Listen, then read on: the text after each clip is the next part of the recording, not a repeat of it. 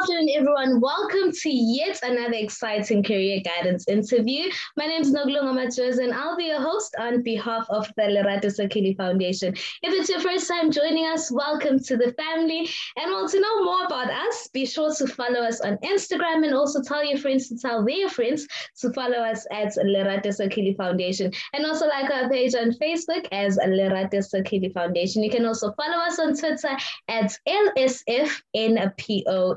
LSFNPO. Without further ado, I'd like to introduce today's guest speaker, who is our very own volunteer at the Lerato Sakili Foundation. She is a medical student at the University of KwaZulu-Natal and is here to tell us everything we need to know in order to be enrolled for a Bachelor of Medicine and Surgery. So, future doctors, this one is for you. Please help me welcome the lovely Sihalaliso Motha. Good afternoon, Sihalaliso.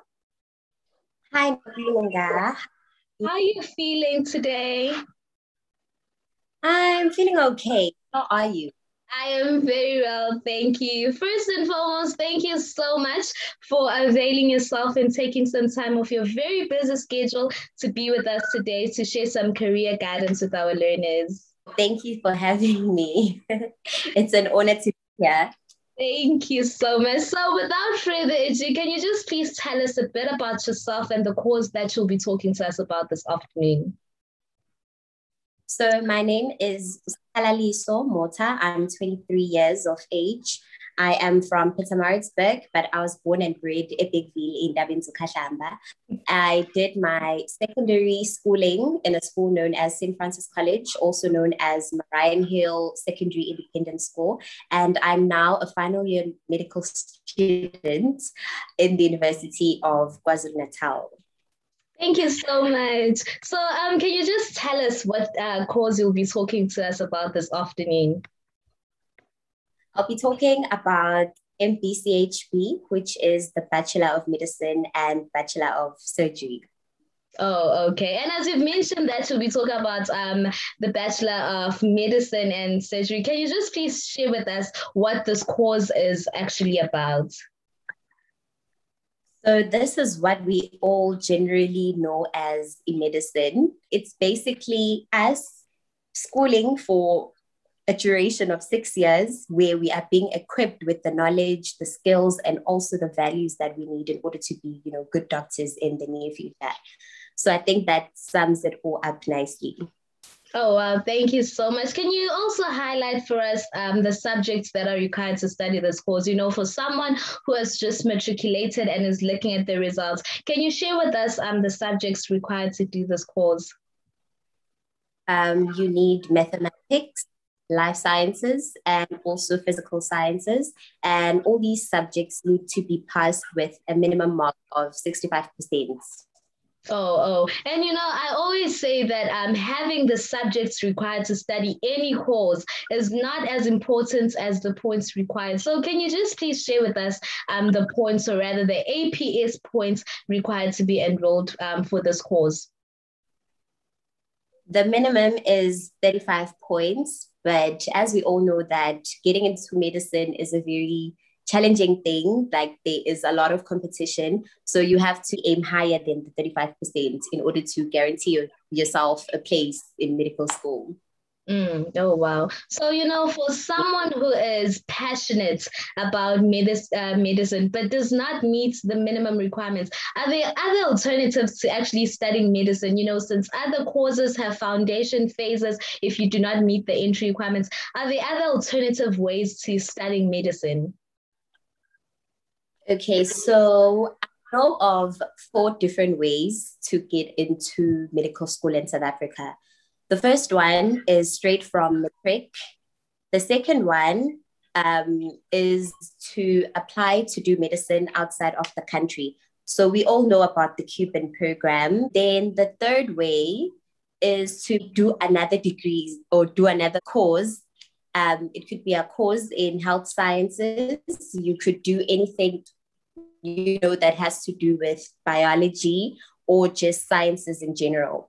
And then the last way is more for those that have already completed a degree in the disciplines that I've just mentioned. So this is what we call now the graduates entry program, which is offered in the University of Witwatersrand. So instead of them starting from the first year of medical school, they'll enter right into third year because they already have the basic biology and basic science skills. So yeah, those are the 4 ways. Oh wow! And what is the duration of your course, which is the Bachelor of Medicine and Pharmacy? Bachelor of Medicine and Bachelor of Surgery. Of surgery. My apologies, and surgery. The degree is 6 years in most universities, but it is 5 years in the University of Free State. And then universities like UCT also have the extended program, which is 7 years. So you study for the 6 years in medical school, and then afterwards, it's 2 years of internship, 1 year of community service. Then we can call you a fully qualified doctor. Oh wow, oh wow. And as someone who is a medical student at the University of KwaZulu-Natal, can you share with us other institutions that actually offer this course? UCT, you could do it in UKZN, where I am right now. You could do it at Wits University, Stellenbosch, UP, University of Limpopo, University of Free State. You could do it at Sefako Makgatho Health Sciences University, Walter Sisulu University, and also we have a new medical school in Nelson Mandela University.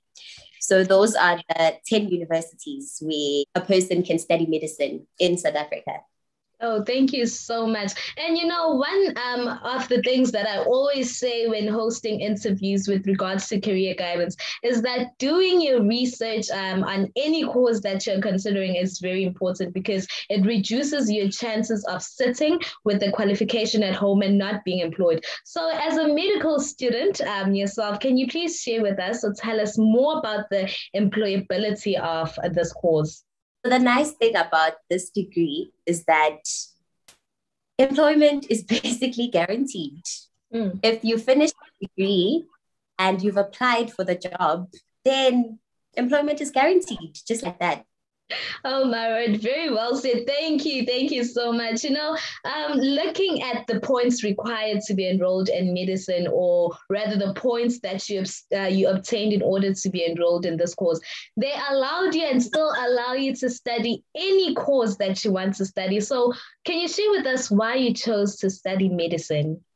I've always had the love of helping people. I've just always loved helping people from a very young age. That's why I think when I had to choose a career path or choose subjects that I had to do, I was very conflicted because I was like, okay, I could be a social worker. A social worker helps people. I could be a lawyer. I could be a teacher. But then when I got to towards the end of grade 9, I realized that I actually love learning about the human body and how it functions. And the closest thing to helping people and learning about the body and how it functions was medicine. So yeah, that's how it came about. And it was my dream from then. It's still my dream even now. Oh, wow. Very well said. Thank you. And getting into medicine is not easy. Otherwise, all of us will be doctors. And I know for sure that it hasn't been an easy journey. So with the passion, hard work that you put in to everything you do and the perseverance that you have, can you please share with us some of the challenges that you encountered in your journey, but more especially those that you encountered while you were studying your Bachelor of Medicine and Surgery? One of the challenges, which I feel like is a challenge for most of us, is the studying part. So the workload can be very insane. I actually found myself at a point at the beginning of this degree, I think I was in second year, where I really wasn't coping because the work was a lot. It was really a lot. And I had to sit down with myself, ask myself, well, how am I going to do this? Because at the end of the day, it has to be done. And I had to come to the reality that this way I was studying in high school wasn't working anymore. So I had to try and find new studying strategies in order to be able to cover a whole lot of work within a short space of time. And then another challenge, which I have encountered now that I'm doing practical or clinical medicine, is putting together all the information that I've learned in the past years and putting myself in a position where I actually have to think like a doctor. So that has been very hard because as a student, you tend to forget. And now here you are put at the spot where you have to listen to someone tell you what they have and try to think, what do they actually have and how am I going to manage this? So yeah, that has been like my biggest challenge so far, but we're soldiering on. Yeah. Well, thank you so much for sharing that with us. And I can tell it hasn't been an easy journey. So can you just please share with us some of your driving forces, that helped you overcome your challenges, or rather that drove you or still drives you so that you don't give up even when giving up crosses your mind? The word is passion. If you are passionate about something, you don't just wake up one morning and you like, I'm giving up. So I think it started off as a dream, or it started off as an interest that, oh, I'd love to study medicine. Mm-hmm. Then it became a dream. I was like, okay, I'd love to be a doctor one day. And then I feel like now it has actually become a passion, even though it is challenging. And sometimes I feel my passion being tested, that the dream drives me. I look at the end goal. I'm like, I'll be a doctor. I'll be making a difference. I'll be saving people's lives, So yeah, that has just been the drive so far. Oh, wow. Thank you so much. That was actually very motivating. And, just to top up our interview, for a learner that is thinking of considering Bachelor of Medicine and Surgery, can you please share with us some of the fun facts about the course? Fun aspects of medicine, firstly, is going to dissecting hall. So there's this thing we do in second year where we basically dissect or cut up dead bodies.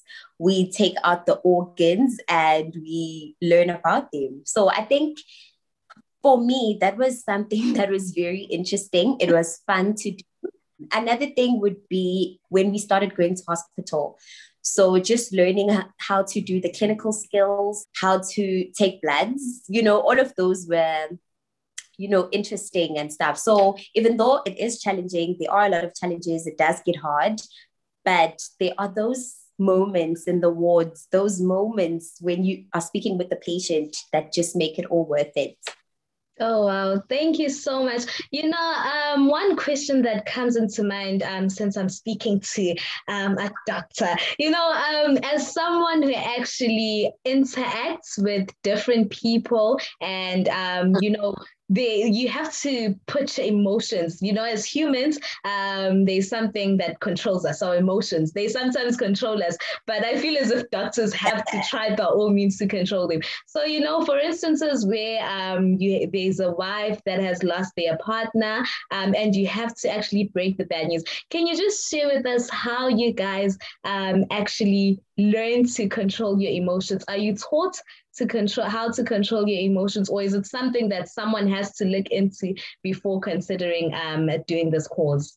Learning how to control your emotions is more of a learned behavior. So you constantly have to teach yourself how to control the emotions. In medical school, they don't necessarily teach us how to handle our emotions. They just tell us that you just have to, It's like an inside job or a personal or individual job that you have to do to constantly teach yourself if it's okay. If a patient mentions something like this, you just have to control your face. You have to control your facial expressions. You have to control your emotions if something tragic happens, like a dying of a patient. And yeah, something that they do teach us though is how to break bad news to a patient. So if someone loses a loved one, how do you now approach them and tell them that, their loved one is no more? So yeah, I think that's that.